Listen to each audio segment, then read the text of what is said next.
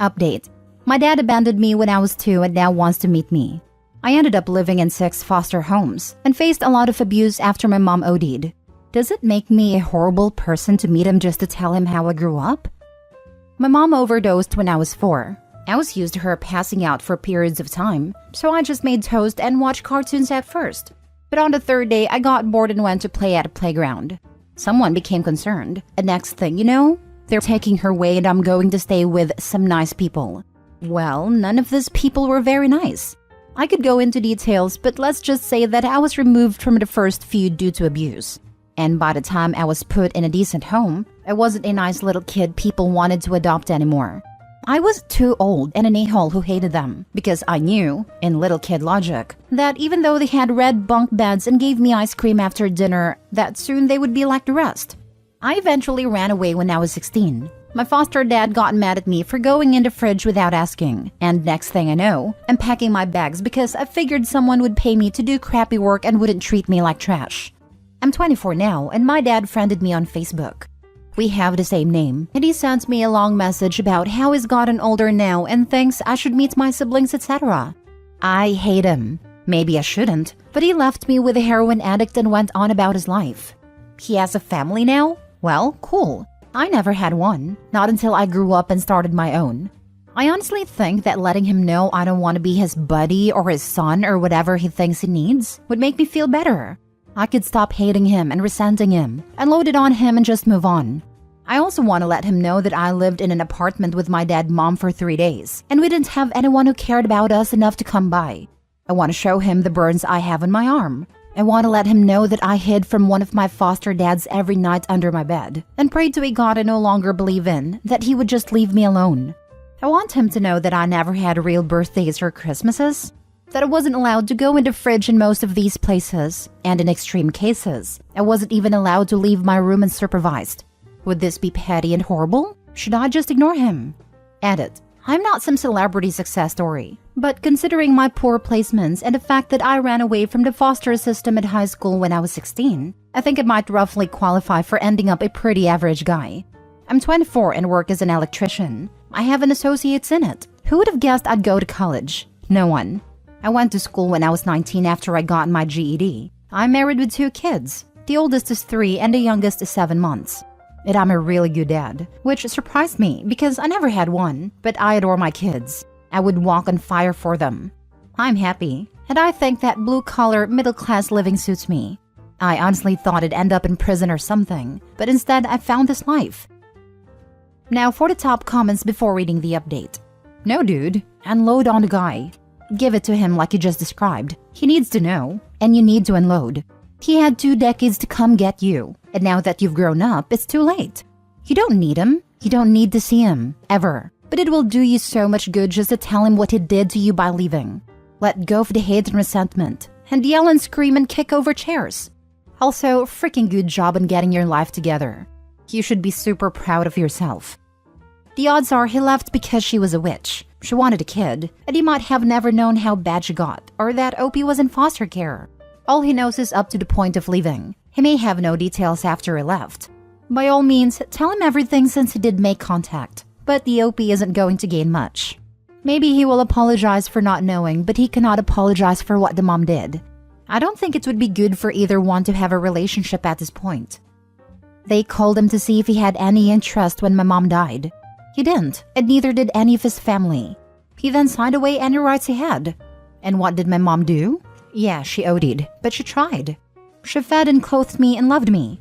She was addicted to a drug and it was a horrible thing, but she loved her son. He walked away, and 22 years later decided to see how life treated me. As a foster mom, first I want to say I'm sorry. I hate hearing that kids get placed in situations just as crappy, and sometimes far worse, than where they are removed from when they should be placed someplace better. Foster care is supposed to provide a place for kids to feel safe and loved, sometimes for the first time ever, and allow for parents to hopefully get their act together so the kids can go home. And if they cannot, well, then they are supposed to provide the kids an opportunity to be adopted. As for telling your father what happened to you and how you grew up, think about it first. Are you wanting to tell him so you can unload and feel better? Are you wanting to tell him because you hope it will make him feel bad? Maybe get an apology? If it's the first reason, I say go for it. You need to do what makes you feel better. And if unloading and maybe even telling him off. He could have found you sooner, especially if he straightened his butt out years ago. He could have. If you're looking to make him feel guilty or get an apology, be prepared for him to not do either. I am not saying he won't, but it's a possibility, and you may feel worse in the long run. That is not what you need, want, nor deserve. Just be careful is all I'm saying, and if you need to talk, PM me. I know there are good places. I stayed in contact with my social worker, and she cried when we met up once, and said that I was her worst case because I was such a sweet adoptable little boy, that I got the worst of the lot. And by the time she found a good placement, I was too scared for it to be a good place. Thanks for being a good foster mom. And now for the update. I wrote a message. Is this okay to send? I decided I don't want to come off as bitter or angry, but I don't want him to still have hope of some kind of Hallmark movie ending either. Dear Jack, I'm 24 years old. I am not the little boy who cried when you left. I am a man with a son and daughter of my own. I've never spent more than a weekend away from them. I am a father and a damned good one. I don't need you anymore. Once I needed you. When my mom died, I really could have used a dad. I could have used anybody. When she died, there wasn't even anybody there. No one cared about us. I spent 3 days in that apartment, eating toast and just waiting for her to wake up. And then they called you, because you were my dad. You were 23, young, but not so young really. If you had come and gotten me, you would have had a son. I would have loved you forever.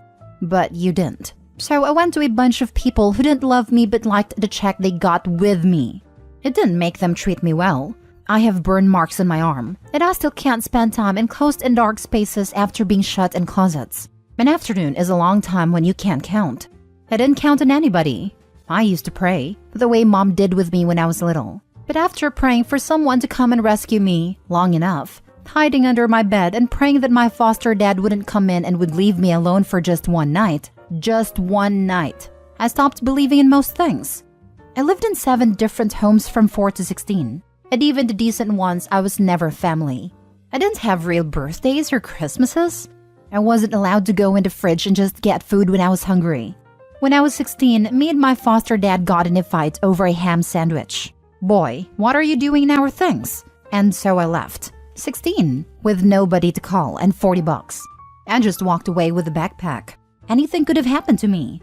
But I made it. I'm a man now, and I don't need you.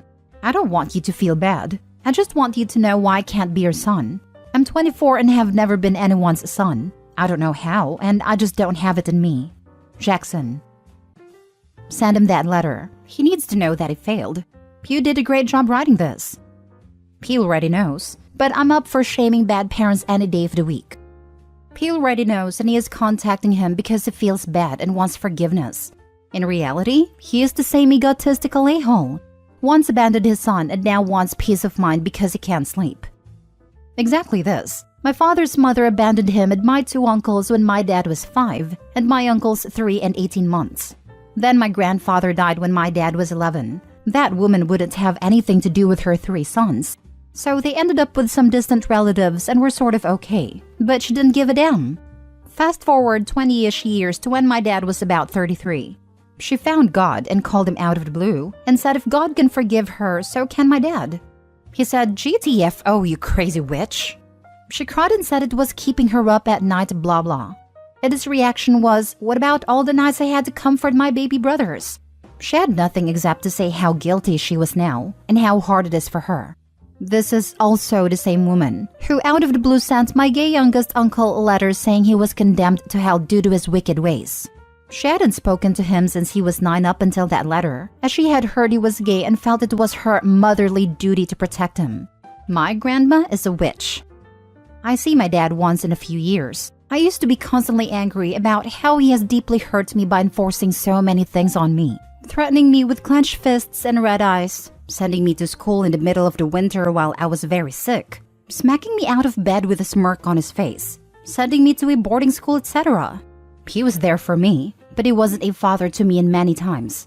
I didn't grow up in a safe household, and I remember using my sleep as an escape from reality, which might be the reason why I get incredibly tired when faced with the kind of emotion my dad used to cause in me.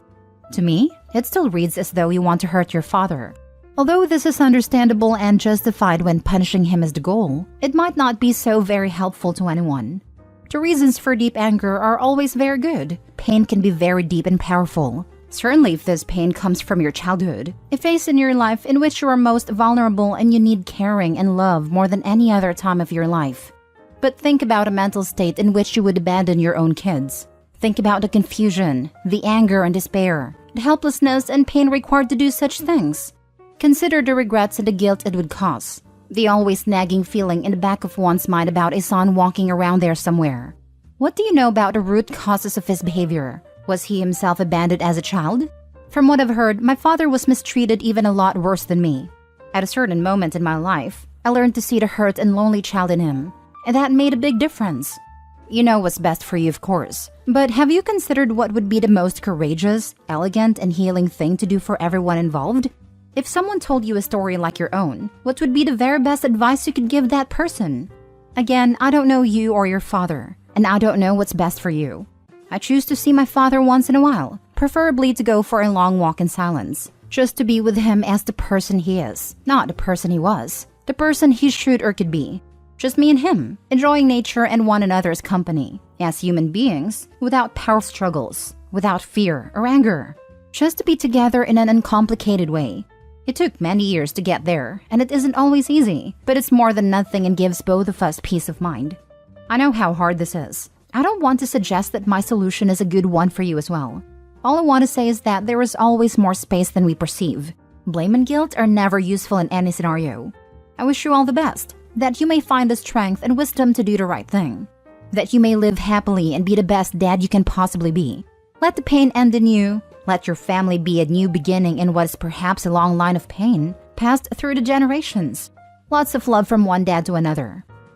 When I was 3 years old, my mom, my sisters, 4 and 6, and I were thrown out of our house at the middle of the night by my father.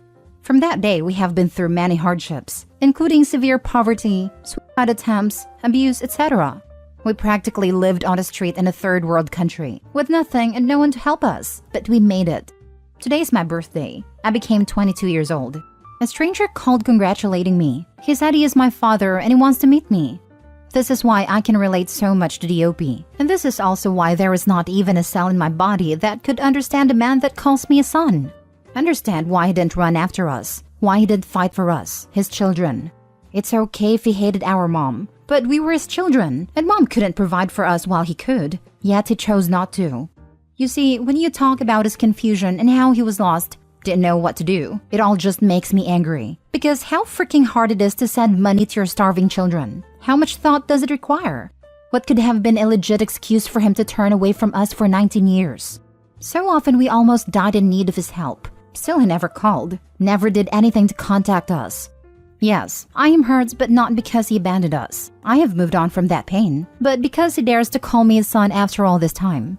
I am not his son, and he's nothing more than a stranger to me. So when he called and told me he wanted to meet me, I told him, your son died 19 years ago. The night you threw a helpless infant out. He starved. Last story. My wife wants me to cut contact with the mother of my older children. My ex, 42 female, and I, 44 male, have always maintained good communication for the sake of our 3 kids, 19, 16, and 15. She lives a distance away, so the kids are with me during the school year and with her for many holidays. Despite her distance, she wanted to still be part of important decisions for them, and I have always tried to accommodate that. Currently, we are coordinating the purchase of a vehicle for our youngest on his upcoming 16th birthday. Today, my wife, 31 female, said that after my youngest with my ex turned 16, she doesn't want me to talk to my ex anymore unless it's a dire emergency. I asked why, and she said it's time to begin removing her from our lives. My wife said she is afraid that if I keep contact with her for much longer, it will have an adverse effect on our own kids, 8, 6, and 1, although I wasn't able to quite understand how. She said the kids are now old enough to keep in touch with their mom themselves, and if I continue to talk to her, it's for myself instead of them. I asked what is it specifically about my conversations with my ex she found objectionable, and I gave her my phone to look through my texts. She pointed out several texts where, among discussing logistics for the kids, there are occasional more casual comments like one of us making a joke about our job or mentioning what became of an old friend. These comments are usually tangentially related to what we are discussing about kids, and we always quickly get back on track. My wife says the conversations are like something between two friends, and my ex and I shouldn't be friends. She says she needs boundaries. I ask if we could table the discussion so I could think. I have several concerns. I don't want to upset my kids. I don't want to ruin my good co-parenting relationship. However, I also don't want to upset my wife. I want her to feel comfortable and secure. What should I do? Now for the advice. Whether your wife likes it or not, your ex will always be part of your life. Her not feeling secure is something she needs to work on. Asking you to cut contact to your ex and the mother of your older children is unreasonable. Absolutely. They'll be in contact for the rest of their lives. Graduation, college, marriages, birthdays, weddings, grandchildren, etc. It's so much better for your kids if you all get along. She wants you to choose her over your kids. Is she willing to do the same? What kind of contact is she in with the father of her children? That's a ridiculous request. If you and your current wife break up, would she really be okay with someone else determining how you communicate with your children? Children are forever. There's still school, breakups, weddings, grandbabies, other life events and minutiae that you'll need to discuss. Agreed, your wife needs boundaries, OP, but she's not going to like the ones you should set, which is mainly that your ability to co-parent collegially with your older children's mother is not determined by their age, is not subject to her input, and is more important than her insecurities. She also needs counseling.